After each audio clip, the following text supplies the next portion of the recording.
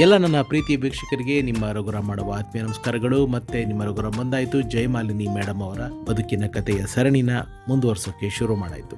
ನಿನ್ನೆ ನಾನು ಜ್ಯೋತಿಲಕ್ಷ್ಮಿ ಮೇಡಮ್ ಅವರ ವಿಚಾರನ ತಿಳಿಸಿ, ಈಗ ಜಯಮಾಲಿನಿ ಮೇಡಮ್ ಅವರ ಬದುಕಿನ ಕೆಲವು ಪ್ರಮುಖ ವಿಚಾರಗಳನ್ನು ನಿಮ್ಮೊಂದಿಗೆ ಹಂಚ್ಕೊಳ್ಳೋಕೆ ಇಷ್ಟಪಡ್ತೀನಿ. ಜಯಮಾಲಿನಿ ಮೇಡಮ್ ಅವರು ತೆಲುಗಿನ ಖ್ಯಾತ ನಟ ಬಾಲಕೃಷ್ಣ ಅವರು, ಬಾಲಯ್ಯ ಬಾಬು ಅವ್ರ ಜೊತೆಗೆ, ಬಾಲಯ್ಯ ಬಾಬು ಅವರ ಮೊಟ್ಟ ಮೊದಲ ನಾಯಕಿ ನಮ್ಮ ಜಯಮಾಲಿನಿ ಮೇಡಮ್ ಅವರು. ಆ ಸಿನಿಮಾ ಹಿಂದಿಯ ಯಾದವ್ ಕಿ ಬಾರಾತ್ ಅಂತ ಬಂದಿತ್ತಲ್ಲ, ಆ ಸಿನಿಮಾದು ರೀಮೇಕ್ ಅಂತೆ, ಅಣ್ಣ ತಮ್ಮಲ ಅನುಬಂಧಂ. ಆ ಸಿನಿಮಾದಲ್ಲಿ ಬಾಲಯ್ಯ ಬಾಬು ಅವ್ರಿಗೆ ಪೇರಾಗಿ ನಟಿಸಿದ್ದು ನಮ್ಮ ಜಯಮಾಲಿನಿ ಮೇಡಮ್ಮು. ಅವಾಗೆಲ್ಲ ನಾನು ಹಿಂದೇನೋ ಎಪಿಸೋಡಲ್ಲಿ ತಿಳಿಸಿದ್ದೆ, ಜಯಮಾಲಿನಿ ಮೇಡಮ್ ಅವರು ತುಂಬ ಸಣ್ಣ ಇದ್ದರು, ಜಿಮ್ಮು ಹೋಗ್ತಾ ಇದ್ದಿದ್ದು ತುಂಬ ಅಪರೂಪ. ಅವತ್ತಿನ ಮಡ್ರಾಸ್ನಲ್ಲಿ ಬೀಚ್ಗಳಲ್ಲಿ ವಾಕ್ ಮಾಡೋರಂತೆ.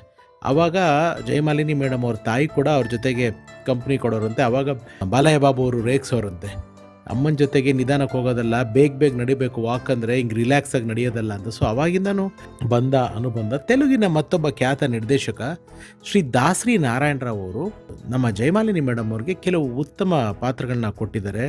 ಪೊಲೀಸ್ ಪಾಪಣ್ಣ ಅವ್ರ ನಿರ್ದೇಶನ ಮಾಡಿದ್ರು ಇಲ್ಲಿ ನಮ್ಮ ದ್ವಾರಕೀಶ್ ಸರ್ದು, ಅದೇ ತೆಲುಗುನಲ್ಲಿ ಮಾಡಿದರು. ಅದೆಲ್ಲ ಪಿಕ್ಚರ್ಗಳಲ್ಲೂ ಜಯಮಾಲಿನಿಯವರಲ್ಲಿರುವ ಒಬ್ಬ ಕಲಾವಿದೆಯನ್ನು ಗುರುತಿಸಿ ಅವರು ಪಾತ್ರಗಳನ್ನ ಕೊಡೋರು. ಅಂದರೆ ಚಂದ್ರಮೋಹನ್ ಅಂತ ಒಬ್ಬ ತೆಲುಗಿನ ಖ್ಯಾತ ನಟ, ಅವರು ಹೇಳೋರಂತ, ಒಂದ್ಸತಿ ಸ್ಯಾರಿನಲ್ಲಿ ಜಯಮಾಲಿನಿ ಮೇಡಮ್ ಬಂದಾಗ ಎಷ್ಟು ಲಕ್ಷಣವಾಗಿ ಕಾಣಿಸ್ತಾರೆ, ಸೀರೆ ಉಟ್ಕೊಂಡ್ರೆ ಗ್ಲಾಮರಸ್ ಬಟ್ಟೆಗಳು ಹಾಕಿನೇ ಅವ್ರನ್ನ ಒಂದು ವರ್ಗಕ್ಕೆ ಮೀಸಲಾಗ್ಬಿಟ್ರು. ಅವ್ರು ಒಳ್ಳೆ ನಟಿ, ಚೆನ್ನಾಗಿ ಡ್ಯಾನ್ಸ್ ಮಾಡ್ತಾರೆ, ಚೆನ್ನಾಗಿ ಆ್ಯಕ್ಟ್ ಮಾಡ್ತಾರೆ, ಚೆನ್ನಾಗಿ ಇದ್ದಾರೆ ನೋಡೋಕ್ಕೆ, ಹೀರೋಯಿನ್ ಮೆಟೀರಿಯಲ್ಲು.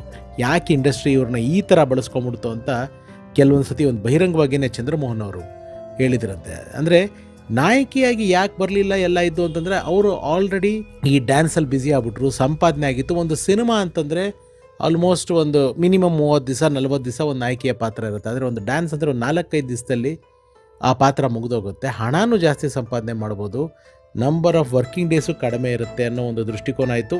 ಇದು ಇವರು ಪರ್ಸೆಪ್ಷನ್. ಆದರೆ ಉದ್ಯಮದ ಕಡೆಯಿಂದ ಈ ರೀತಿ ಶೃಂಗಾರ ನೃತ್ಯಗಳನ್ನ ನಟಿಸಿದಂಥ ನಟಿ ಒಂದು ಹೋಮ್ಲಿ ಪಾತ್ರಗಳಿಗೆ ಅಥವಾ ಇನ್ನೊಂದು ಬೇರೆ ನಿರ್ದೇಶಕರು ಕಲ್ಪಿಸ್ಕೊಳ್ಳುವಂಥ ಪಾತ್ರಗಳಿಗೆ ಎಷ್ಟು ಸರಿದೂಗಿಸ್ತಾರೆ, ಅವ್ರು ಸೂಟ್ ಆಗಲ್ಲ, ಅವ್ರು ಇದಕ್ಕೆ ಸೀಮಿತ ಅಂತ ಉದ್ಯಮ ತೀರ್ಮಾನ ಮಾಡಿ ಎಷ್ಟೋ ಆ ಥರ ಅವಕಾಶಗಳನ್ನ ಜಯಮಾಲಿನಿ ಮೇಡಮ್ ಅವರಿಂದ ದೂರ ಹಾಕ್ಕೊಂಡು ಬಂತು.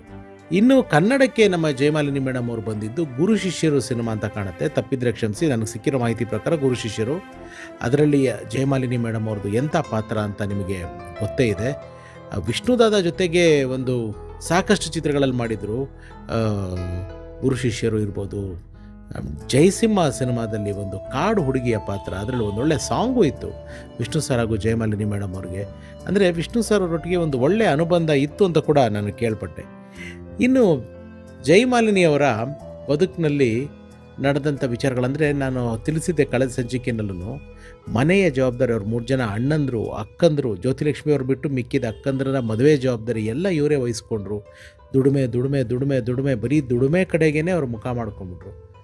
ಈ 18 ವರ್ಷ 20 ವರ್ಷ ಈ ಟೀನ್ಸ್ಗಳಲ್ಲಿ ಇದ್ದಾಗ, 17 18 ಈ ಟೀನ್ಸ್ ಬಂದಾಗ ನಮ್ಮ ದೇಹದಲ್ಲಿ ಆಗೋ ಈ ಹಾರ್ಮೋನ್ ವ್ಯತ್ಯಾಸಗಳ ಆಗುತ್ತಲ್ಲ, ಆ ಸಂದರ್ಭದಲ್ಲಿ ಜಯಮಾಲಿನಿ ಮೇಡಮ್ ಅವ್ರಿಗೂ ಒಂದು ಪ್ರೀತಿ ಆಯ್ತಂತೆ. ಆದರೆ ಇವತ್ತವರೆಗೂ ಅದು ತುಂಬ ನಿಗೂಢವಾಗೇ ಇದೆ, ಗುಪ್ತವಾಗಿದೆ.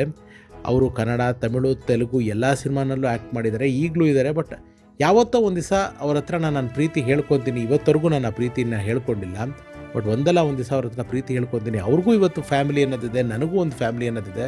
ಅದೆಲ್ಲೂ ಮುಜುಗರ ಆಗಬಾರ್ದು. ಬಟ್ ನಾನು ಈ ಭೂಮಿನ ಬಿಡೋದಕ್ಕೆ ಮುಂಚೆ ಖಂಡಿತ ನಾನು ಈ ವಿಚಾರನ ಅವ್ರಿಗೆ ಹೇಳ್ತೀನಿ ಅಂತ ಕೂಡ ಜಯಮಾಲಿನಿಯವರು ಎಲ್ಲೋ ಒಂದು ಕಡೆ ಹೇಳ್ಕೊಂಡಿದ್ರು. ಇನ್ನು ಅವರು ರೈಲಲ್ಲಿ ಕೆಲವು ಚಿತ್ರೀಕರಣಗಳಿಗೆ ಪ್ರಯಾಣ ಮಾಡುವಂಥ ಒಂದು ಸಂದರ್ಭಗಳಲ್ಲಿ ಈ ರೈಲ್ವೆ ಸ್ಟೇಷನ್ಗಳಲ್ಲಿ ರಿಸರ್ವೇಷನಲ್ಲಿ ಬರೆದಿರ್ತಾರಲ್ಲ ರೈಲ್ಗಳಲ್ಲಿ, ಜಯಮಾಲಿನಿ ಅಂತ ನೋಡಿ ಅವರನ್ನು ನೋಡೋಕ್ಕೆ ಎಷ್ಟೋ ಜನಗಳು ಊರು ಹಳ್ಳಿಗಳಿಗೆ ಬಂದು ನುಗ್ಗೋರಂತೆ. ಅಲ್ಲಿಂದ ಅವ್ರನ್ನವರು ರಕ್ಷಿಸ್ಕೊಳ್ಳೋದು, ಕಾಪಾಡ್ಕೊಳ್ಳೋದೇ ಒಂದು ತುಂಬ ದೊಡ್ಡ ಸಾಹಸ ಆಗ್ತಾಯಿತ್ತು.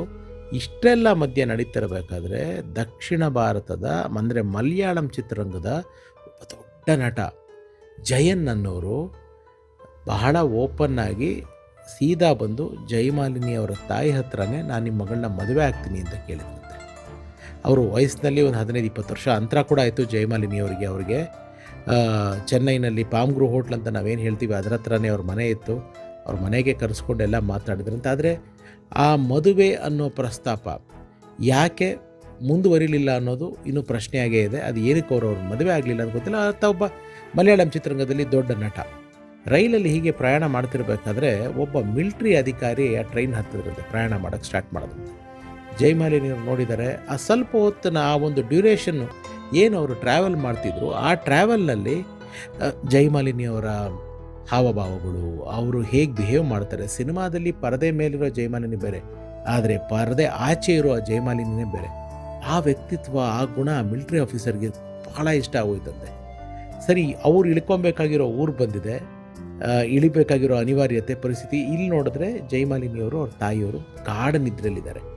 ಎಪ್ಸೆಟ್ ಚೆನ್ನಾಗಿರಲ್ಲ ಅಂತ ಒಂದು ಪೇಪರಲ್ಲಿ ಲೆಟ್ರಲ್ಲಿ ಅವ್ರ ಅಡ್ರೆಸ್ಸು ಇದೆಲ್ಲ ಬರೆದು, ಅವರ ಮನಸ್ಸಿನ ಭಾವನೆ ಎಲ್ಲನೂ ಆ ಅಕ್ಷರದಲ್ಲಿ ಬರೆದು, ಅವ್ರ ಮಿಲ್ಟ್ರಿ ಈ ಥರ ಕೆಲಸ ಮಾಡ್ತಿರೋದು ಅಂತೆಲ್ಲ ಹೇಳಿ ಅವರ ಬ್ಯಾಗ್ ಹತ್ರ ಆ ಲೆಟ್ರನ್ನ ಇಟ್ಬಿಟ್ಟು ಹೊರಟ್ಬಿಟ್ರಂತೆ. ಅಂದರೆ ಪ್ರೀತಿ ಪ್ರೇಮ ಅನ್ನೋದು ಯಾವಾಗ ಎಲ್ಲಿ ಹೇಗೆ ಬೇಕಾದ್ರೆ ಆಗುತ್ತೆ ಅನ್ನೋದಕ್ಕೆ ಇದೊಂದು ಉದಾಹರಣೆ. ಅವ್ರು ಹೇಳ್ತಾರೆ ಅದೇ ಲಾಸ್ಟು. ಆಮೇಲಿಂದ ನಾವು ಕೂಡ ನಮಗಿದ್ದ ಕೆಲಸದ ಒತ್ತಡದಲ್ಲಿ ಆ ಕಡೆ ಎಲ್ಲ ಡೈವರ್ಷನ್ ಆಗೋಕ್ಕಾಗಲಿಲ್ಲ. ಯಾಕೆಂತಂದರೆ ಆಸೆ ಆಗೋದು ನನಗೂ ಏಜ್ ಬಂದಾಗ ಅಥವಾ ಸಮಯ ಬಂದಾಗ ಪ್ರೀತಿಸಬೇಕು, ನನಗೂ ಒಂದು ಜೋಡಿ ಬೇಕು, ಜೀವ ಬೇಕು ಅಂತ. ಆದರೆ ಈ ಕಡೆ ತಿರುಗಿ ನೋಡಿದ್ರೆ ಇಡೀ ಸಂಸಾರ ಇವ್ರ ಮೇಲೆ ಡಿಪೆಂಡ್ ಆಗಿತ್ತು.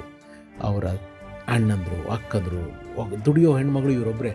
ನಾನು ಪ್ರೀತಿ ಪ್ರೇಮ ಅಂತ ಅಲ್ಲಿ ಹೋಗ್ಬಿಟ್ಟು ಮದುವೆ ಅಂತ ಆಗಿಬಿಟ್ರೆ ಇಲ್ಲಿ ಕತೆ ಏನು?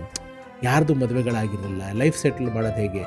ನೀವು ನಂಬಲ್ಲ ಸ್ನೇಹಿತರೆ, ಅವರ ಕಾಲುಗಳನ್ನ ಅದು ಎಷ್ಟು ಸವಸಿದಾರೋ ಕುಣಿದು ಸಂಸಾರಕ್ಕೋಸ್ಕರ, ಮನೆಗೋಸ್ಕರ.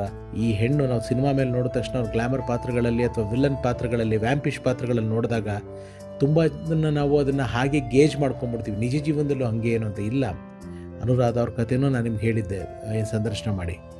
ಇಲ್ಲಿ ಇವ್ರುಗಳ ಹಿಂದೆ ಅತ್ಯಂತ ಒಂದು ಘೋರವಾದ ನೋವಿನ ಕಥೆಗಳಿರುತ್ತೆ. ಒಂದು ಸಂಸಾರಕ್ಕೋಸ್ಕರ ಅವರು ಎಲ್ಲವೂ, ಅವರ ಯೌವನ, ಅವರ ಬಾಲ್ಯ, ಅವರ ಪ್ರೀತಿ, ಅವರ ಸ್ನೇಹ, ಅವರ ಸುತ್ತಾಟ ಪ್ರತಿಯೊಂದನ್ನು ತ್ಯಾಗ ಮಾಡಿರ್ತಾರೆ ಓನ್ಲಿ ಬಿಕಾಸ್ ಆಫ್ ಫ್ಯಾಮ್ಲಿ. ಇಷ್ಟಾದರೂ ಜಯಮಾಲಿನಿಯವರು ಇವತ್ತಿಗೂ ಕೂಡ ಗುಡಿಗೆ ಹೋಗೋದು, ಪೂಜೆ ಮಾಡೋದು ಒಂದು ನೆಚ್ಚಿನ ಹವ್ಯಾಸಗಳಲ್ಲಿ ಒಂದಂತೆ. ಅವ್ರಿಗೆ ಸಿನಿಮಾ ನೋಡೋ ಆಸಕ್ತಿ ಇತ್ತು. ಅವ್ರು ಮಾಡಿ ಸಿನಿಮಾಗಳು ಅವ್ರು ನೋಡ್ತಾ ಇರಲ್ಲ, ಆದರೆ ಸಿನಿಮಾಗಳು, ಬೇರೆ ಸಿನಿಮಾಗಳು ನೋಡೋವಂಥ ಹುಚ್ಚು. ಒಂದು ಸತಿ ಶ್ರೀದೇವಿ ಅವ್ರದ್ದು ಕೇಳಿದ್ರಂತೆ, ಸಿನಿಮಾಗಳೆಲ್ಲ ನೀನು ಥಿಯೇಟ್ರಿಗೆ ಹೋಗಿ ನೋಡ್ತೀಯ ಅಂತ. ನೋಡ್ತೀನಿ. ಹೆಂಗೆ ಅಂತಂದರೆ ಹಳೆಯ ಚೂಡಿದಾರು, ಆ ಹಳೆಯ ಚೂಡಿದಾರ ಮೇಲೆ ಬುರ್ಕ, ಆ ಒಂದು ಹವಾಯಿ ಚಪ್ಪಲ್ ಅಂತೆ. ನಾರ್ಮಲ್ ಚಪ್ಪಲು ಹಾಕೋತಿರಲ್ವಂತೆ, ಯಾಕೆಂದರೆ ಕಾಲ್ಗಿಲ್ ನೋಡಿದ್ರೆ ಒಳ್ಳೆ ಚಪ್ಪಲ್ ಅಂದ್ರೆ ಗೊತ್ತಾಗಬಾರ್ದು ಅಂತ. ಆ ಥರ ಬುರ್ಕಗಳು ಹಾಕ್ಕೊಂಡು ಆಟೋದಲ್ಲಿ ಹೋಗಿ ಥಿಯೇಟ್ರಿಂದ ಒಂದು ಅರ್ಧ ಕಿಲೋಮೀಟ್ರ್ ದೂರ ಇಳಿದು ಅಲ್ಲಿಂದ ನಡ್ಕೊಂಡು ಹೋಗಿ ಟಿಕೆಟ್ ತೊಗೊಂಡು ಸಿನಿಮಾ ನೋಡ್ತಾ ಇದ್ದಿದ್ದು ಜಯಮಾಲಿನಿಯವರ ಒಂದು ನೆಚ್ಚಿನ ಹವ್ಯಾಸವಾಗಿತ್ತು. ಅಂದರೆ ಅವ್ರಿಗೆಲ್ಲ ಮಾಡೋದಕ್ಕೆ ಆಸೆ ಇರ್ತಾಯಿತ್ತು. ಒಂದು ಕೆಲಸ, ಅವ್ರಿಗೆ ಕೆಲಸದ ಒತ್ತಡ ಟೈಮ್ ಕೊಡ್ತಾ ಇರಲಿಲ್ಲ. ಟೈಮ್ ಸಿಕ್ಕಿದಾಗ ಎಲ್ಲೋ ಈ ರೀತಿ ಮ್ಯಾನೇಜ್ ಮಾಡಿಕೊಂಡು ಖುಷಿಯಾಗಿರೋದಕ್ಕೆ ಪ್ರಯತ್ನ ಪಡ್ತಿದ್ರು. ಅವರು ಹೇಳೋ ಪ್ರಕಾರ ಅವರು ಕಂಡಂಥ ಅದ್ಭುತ ನೃತ್ಯಗಾತಿ ಅವ್ರನ್ನ ಬಿಟ್ಟು ಒಂದು ಅವರ ಅಕ್ಕ ಜ್ಯೋತಿಲಕ್ಷ್ಮಿಯವರು, ವಿಜಯಲಲಿತಾ ಅವರು, ಹೆಲೆನ್ ಅವರು ತುಂಬ ಇಷ್ಟ. ಆಮೇಲೆ ನೆಕ್ಸ್ಟ್ ಜನ್ರೇಷನಲ್ಲಿ ಅನುರಾಧ ಅವರು, ಸಿಲ್ಕ್ ಸ್ಮಿತಾ ಅವರು ಡ್ಯಾನ್ಸ್ಗಿಂತ ಹೆಚ್ಚಾಗಿ ಅವರ ಗ್ರೇಸ್ ನನಗೆ ತುಂಬ ಇಷ್ಟ. ಅವರು ಡ್ಯಾನ್ಸ್ ಮಾಡೋಕ್ಕಾರೆ ಅವ್ರಿಗಿರೋ ಬಾಡಿ ಗ್ರೇಸು ತುಂಬ ಚೆನ್ನಾಗಿತ್ತು, ತುಂಬ ಅಟ್ರಾಕ್ಟಿವ್ ಆಗಿತ್ತು ಅಂತ ಕೂಡ ನಮ್ಮ ಜಯಮಾಲಿನಿ ಅಮ್ಮ ಅವ್ರು ಹೇಳ್ಕೊಂಡಿದ್ದಾರೆ. ಇನ್ನು ಜಯಮಾಲಿನಿ ಅಮ್ಮ ಅವ್ರಿಗೆ ಮದುವೆ ಆಗಿದೆಯಾ, ಅವಾಗ ಎಷ್ಟು ಜನ ಮಕ್ಕಳು, ಅದು ಲವ್ ಮ್ಯಾರೇಜಾ ಅರೇಂಜ್ ಮ್ಯಾರೇಜಾ, ಯಾಕೆ ಚಿತ್ರರಂಗದಿಂದ ದೂರ ಉಳ್ಕೊಂಬಿಟ್ರು, ಅವರ ಮದುವೆ ಅಂದ್ಕೊಂಡಂಗೆ ಆಯಿತಾ, ಏನೇನಾಯಿತು, ಎಲ್ಲಾಯಿತು, ಈ ಎಲ್ಲ ವಿಚಾರಗಳನ್ನು ನಾಳಿನ ಸಂಚಿಕೆಯಲ್ಲಿ ನಿಮಗೆ ವಿವರವಾಗಿ ತಿಳಿಸ್ತೀನಿ. ಇದು ಸಿನಿಮಾ ಸರಸ್ವತಿ ಬೆಳ್ಳಿ ಪರದೆಯ ಸತ್ಯ ಕಥೆಗಳ ಪ್ರಸ್ತುತಿ. ನಿಮಗೆ ಈ ಕತೆ ಇಷ್ಟ ಆಗಿದ್ದರೆ ನಮ್ಮ ಶ್ರಮ ಸಾರ್ಥಕ ಅಂತ ತಿಳಿಸ್ತಾ ಎಲ್ರಿಗೂ ಒಳ್ಳೆಯದಾಗಲಿ. ಸರ್ವೇ ಜನ ಸುಖಿನೋ ಭವಂತು. ನಾನು ನಿಮ್ಮ ರಘುರಾಮ್. Love you all. ನಮಸ್ಕಾರ.